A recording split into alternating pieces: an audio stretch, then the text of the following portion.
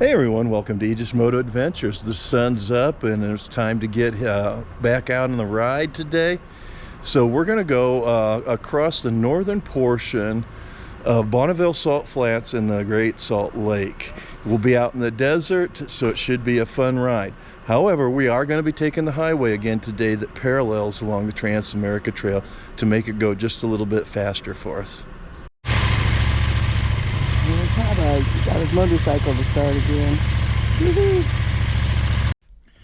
It may not look like it from the video, but the overnight temperature is falling into the 30s. Because I have switched out the starting battery to a lithium-ion battery, starting Sumo is always a morning concern. He may or may not start. My best advice, based on experience, if you operate the bike at temperatures below 45 degrees Fahrenheit, stick with the lead-acid battery.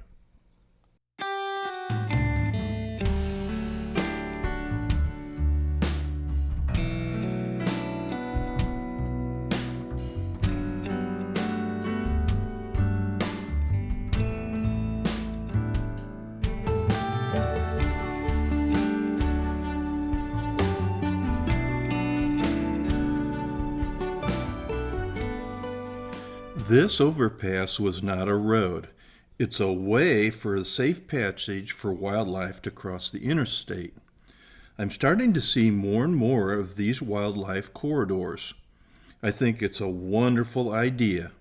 Reduce crashes while preserving wildlife.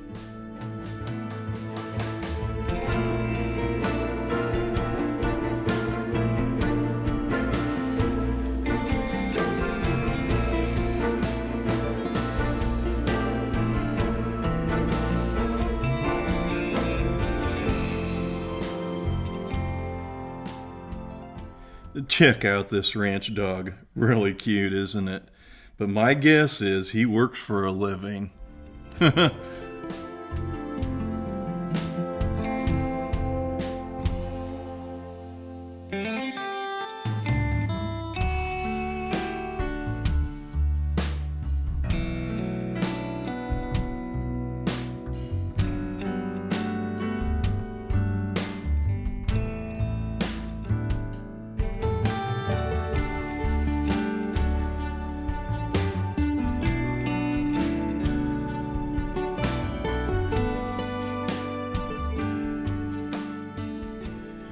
Like the last 2 days, we are foregoing the TransAmerica Trail for a quicker and easier route through the same territory.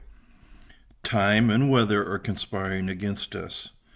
This section of the TransAmerica Trail also came with a warning. The roads may be washed out. This area is all desert.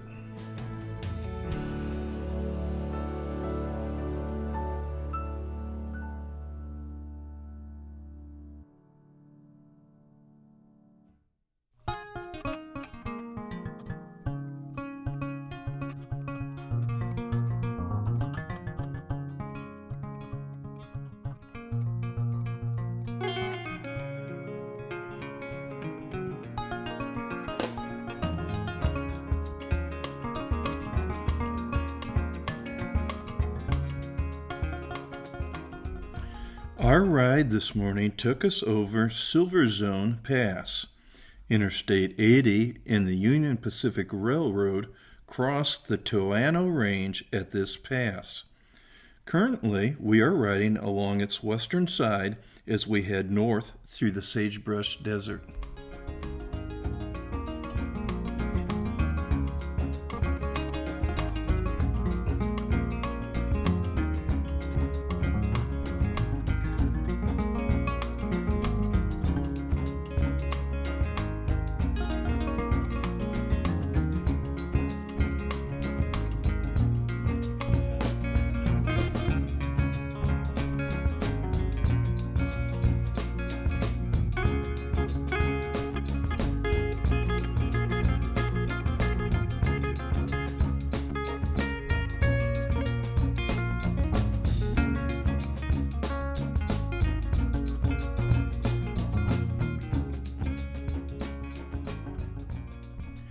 The town of Montello was established in 1904 and was originally named Boulevard.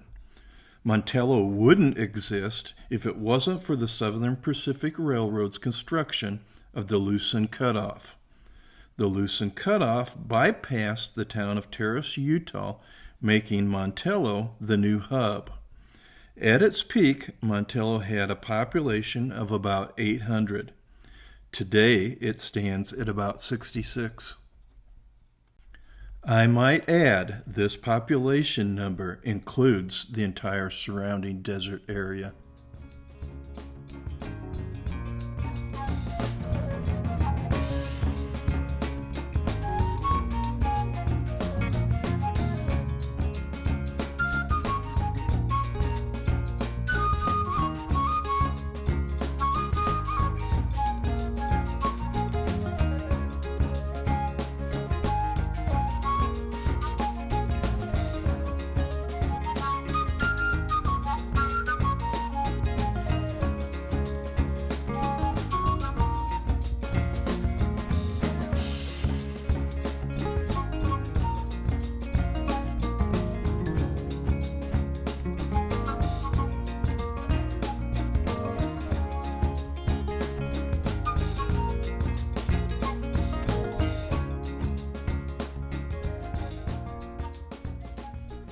As you can see, the desert has ravines, washouts, and lots of sand.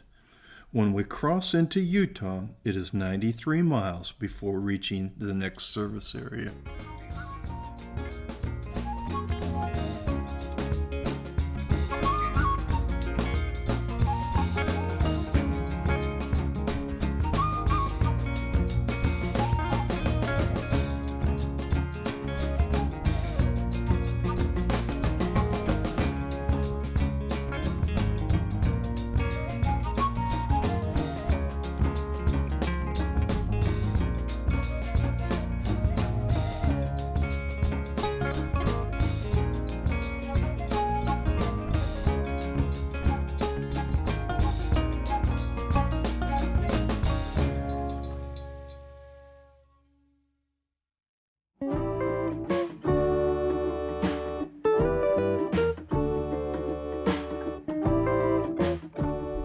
We have been taking a northeasterly direction since turning off the interstate.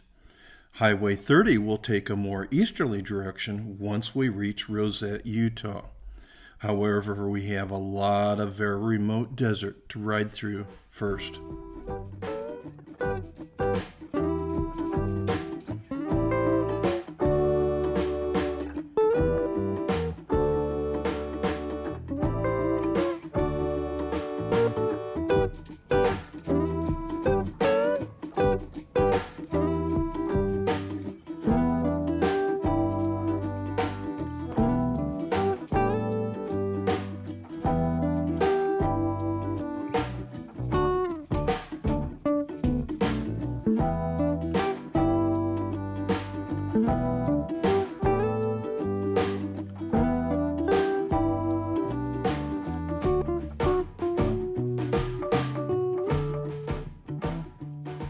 Off to our left is the Red Butte area. Although it's called a butte, this mountain has a prominence of over 1,000 feet. Red Butte tops out at 8,986 feet.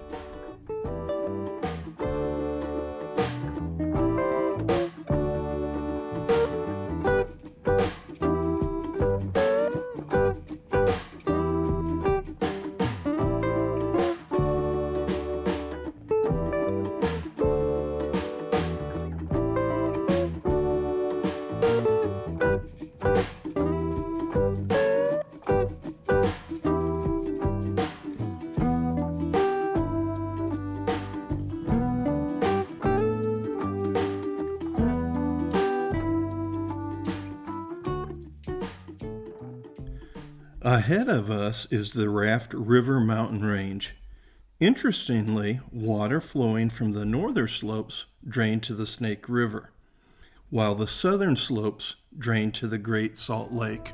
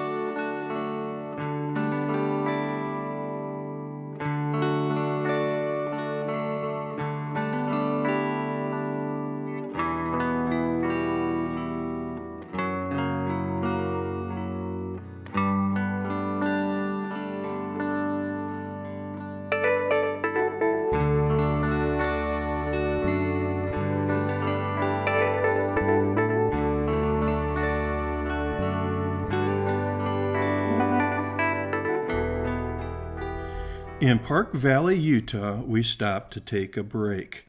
I add a gallon of gas to Mighty Quinn, knowing that the gallon will get Sherry through to Tremonton. There's a rich history here that started in 1826 when explorer Jedediah Smith passed through the Park Valley area. He is best known for his discovery of South Pass across the Continental Divide on the Oregon Trail. Even though the Transcontinental Railway didn't pass through the valley, it made settlement more feasible. In 1869, a cattle ranch was established near Dove Creek. Today, ranches can be seen all through the valley, with the unincorporated town of Park Valley being the hub.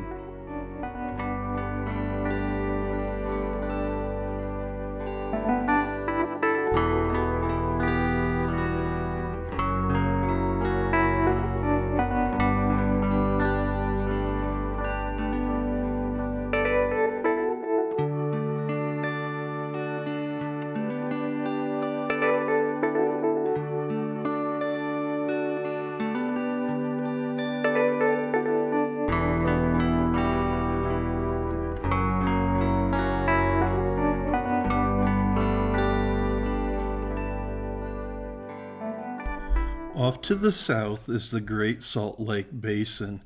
The shimmer of the lake was clearly visible from Highway 30. We must be just high enough to be able to look down from about 15 to 20 miles away.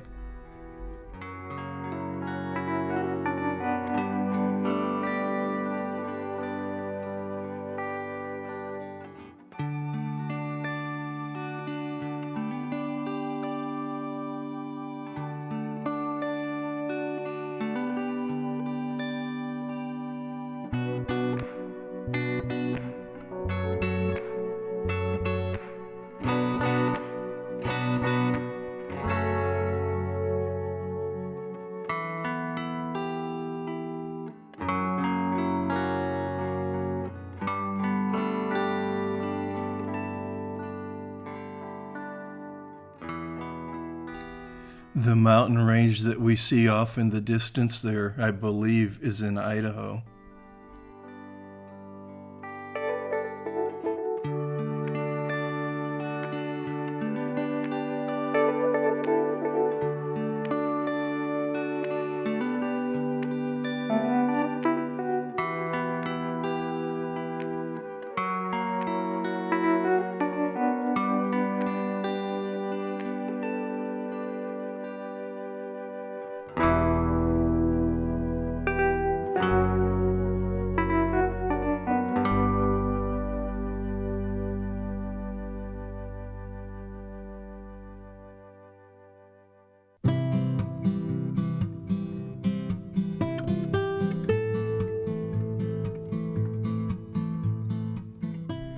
As we get closer to Interstate 94 and the town of Snowville, we are closing in on the end of the Utah TransAmerica Trail.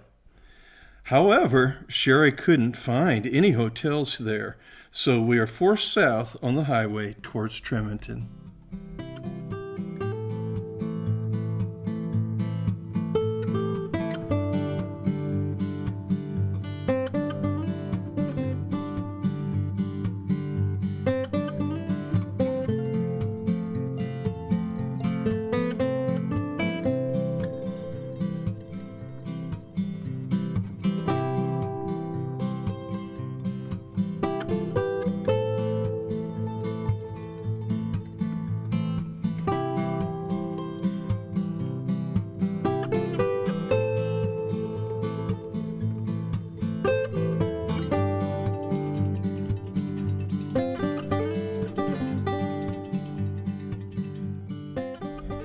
Here we are passing over Rattlesnake Pass with the North Hansel Mountains on our left.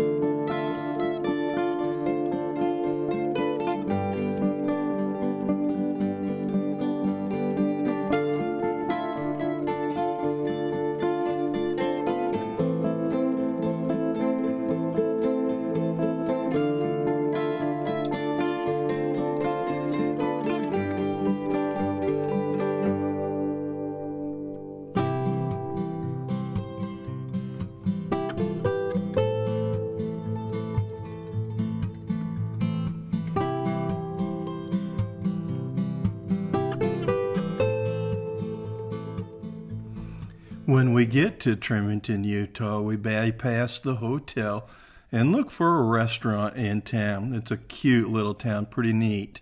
And we found this Taco Time restaurant that had the lobby closed, but the owner was kind enough to let us get in there for some supper since we were on the bikes. What a great place to stop. Yesterday concluded the TransAmerica Trail portion when we ended up at Snowville, Utah. However, we've got 2 more days to go. So join us as we head back, all the way back to Colorado.